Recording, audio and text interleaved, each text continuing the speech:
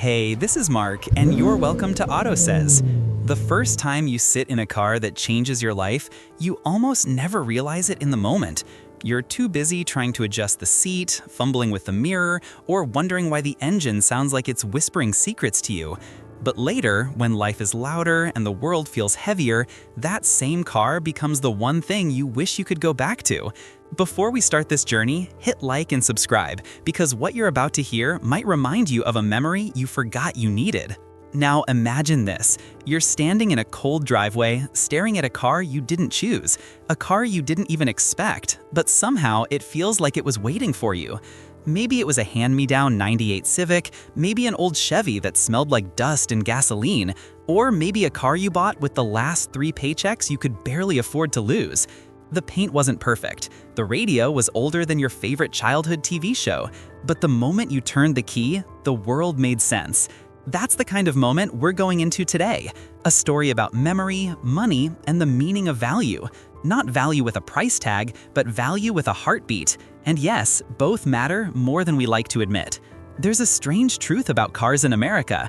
They're not just machines, they're time capsules, financial anchors, and emotional landmarks. Think about it. Most people remember their first kiss and their first car with the same kind of shaky breath. Cars mark beginnings. They mark freedom. They mark the first moment you said, "I'm going to do this on my own."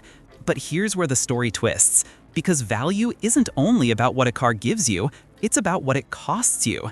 And sometimes, the cost is the part we try not to think about. Your first insurance bill that made you want to lie down, that repair quote that felt like a personal attack, that rising gas price that made you question every life choice. But stay with me, because this is where memory and money collide in a way that actually makes sense. Let's rewind to a small Midwestern town, early 2000s, when the used car market was nothing like today. Back then, a solid old Toyota or Honda could cost less than your monthly rent today. People didn't flip cars for profit, they flipped them because the heater broke or the transmission finally gave up. But in that world, there was one car that stood out, not because it was pretty or fast, but because it changed one person's life forever. That person might even be you, or someone just like you. Picture this, a young guy, maybe working 2 jobs, holding onto every dollar like it's the last leaf on a winter tree. He finds a 15-year-old hatchback, rust on the edges, a faded badge, a price so low it felt suspicious.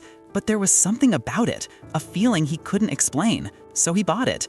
And here's where the real story begins, because the moment he drove it home, something inside him shifted. He didn't just own a car, he owned a direction, a path, a piece of history with 4 wheels and a shaky AC. But here's the strange part. The value of that car wasn't written anywhere, not on paper, not in the Kelley Blue Book, not even in the seller's voice when they said, "Just take care of it." The value came later, in pieces. The car took him to his first real job interview. It took him on late-night drives when he didn't know where his life was going. It took him through storms that made him grip the steering wheel like a lifeline. And every mile added a memory, and every memory added meaning. And meaning? Meaning is the kind of value no market chart can measure. But let's hit pause and ask a funny question. Who decides when a car becomes important? Is it the mechanic who sees it break down? Is it the bank that watches you struggle to pay the loan? Or is it you, the driver, who sits in the dark sometimes just to think? Quick pattern interrupt. Have you ever sat in your car after arriving somewhere and just didn't want to get out? Don't lie, we've all done it. Cars become confession rooms, escape pods, therapy offices way cheaper than real therapy. But here comes the cliffhanger, because everything was going fine until the day it wasn't. One morning, the engine made a sound that did not come from Earth. A metallic cough, a strange click, and then silence. The kind of silence that feels like a punch. That's the moment you learn the financial side of the story, because suddenly you have to decide, do you fix it or do you let it go? And that decision tells you what the car really meant to you. Most people think value is about price, but here's the truth. Price is what you pay, value is what stays behind when the car is gone. This young guy looked at the repair estimate, and it was more than what he paid for the whole car. Classic moment of fear, classic moment of regret, classic moment of why do bad things always happen on weekdays? But something stopped him from walking away. Maybe it was the memories, maybe the meaning, maybe the fact that sometimes we fight hardest for the things that once saved us. So he fixed it, not because it made financial sense, but because it made personal sense. Cars may depreciate, but moments don't. And now let's zoom out for a second, because this story isn't just personal, it's historical too. For decades, Americans have tied their identity to their cars. Ford didn't just build vehicles, it built confidence, built mobility, built a culture where the open road meant opportunity. Even the way cars are priced today, interest rates, used market inflation, depreciation curves, shapes how we think about our lives. When you buy a car, you're not just signing a contract, you're signing up for a future version of yourself. And sometimes that version is stronger than you expected. Back to the young guy. Years later, he traded in the hatchback. The dealer barely looked at it, gave him a number so small it felt like an insult. But he didn't care, because the real value of that car had nothing to do with what the dealer saw.